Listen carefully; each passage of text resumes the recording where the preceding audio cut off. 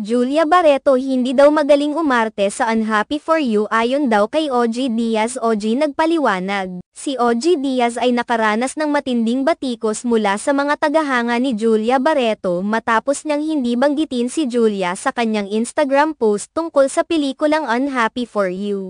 Ang pelikulang ito ay ang comeback movie ni Joshua Garcia at Julia Barreto, kaya't inaasahan ng marami na makikita ang parehong aktor sa mga pahayag na may kinalaman sa pelikula. Sa kanyang Instagram post, nagbahagi si OG Diaz ng poster para sa Unhappy For You at binigyang diin ang mahusay na pagganap ni Joshua Garcia. Ang caption ng kanyang post ay pumuri kay Joshua at nagsabi ng magagandang bagay tungkol sa kanya. Subalit, ang pinakadakilang isyu na lumitaw ay ang hindi pagbanggit ni OG kay Julia Barreto sa kanyang post. Ito ang nagbigay daan sa hindi pagkakaintindihan at pagbatikos mula sa mga taga-suporta ni Julia.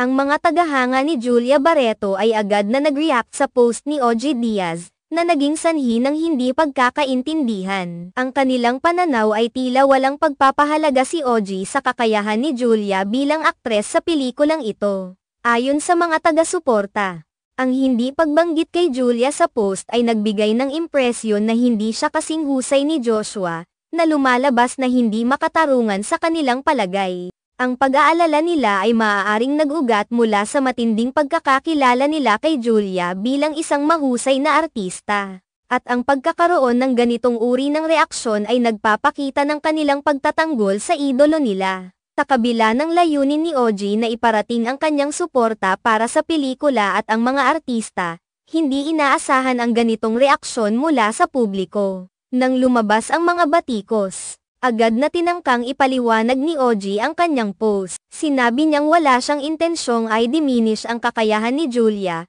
at ang kanyang focus ay sa pagbibigay puri kay Joshua. Nangyari ito sa isang sitwasyon kung saan ang pagkakaintindi sa mensahe ay maaaring maapektuhan ng personal na pananaw ng mga tagapagsuri. Ang pangyayari ay nagbigay diin sa kung paano ang simpleng social media post ay maaaring magdulot ng malalim na epekto sa publiko, lalo na kapag may kinalaman sa mga kilalang personalidad.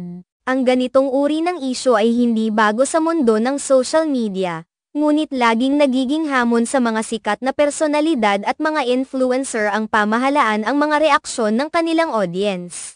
Ang mga taga-suporta ni Julia ay maaaring nag-react ng sobra dahil sa pagmamalaki nila sa kanilang idolo, na nagdudulot ng tensyon sa pagitan ng kanilang mga paboritong artista at mga taong tila hindi nagbibigay sa kanila ng nararapat na pagpapahalaga. Sa paglipas ng mga araw, ang sitwasyon ay maaaring maayos sa pamamagitan ng mas bukas na komunikasyon at pagpapaliwanag. Umaasa si OG Diaz na magkakaroon ng pagkakataon na ipaliwanag ang kanyang tunay na layunin at maibalik ang magandang relasyon sa mga taga-suporta ni Julia Barreto. Sa kabila ng mga batikos, maaaring magpatuloy ang diskusyon at pagkakaintindihan sa hinaharap, kung saan ang parehong panig ay magiging mas maingat sa kanilang mga pahayag at reaksyon. Ang isyong ito ay nagpapakita ng mga pagsubok na hinaharap ng mga sikat na personalidad sa kanilang mga pakikisalamuha sa publiko at sa social media. Ang bawat pahayag o post ay maaaring magkaroon ng malaking epekto sa opinyon ng mga tao,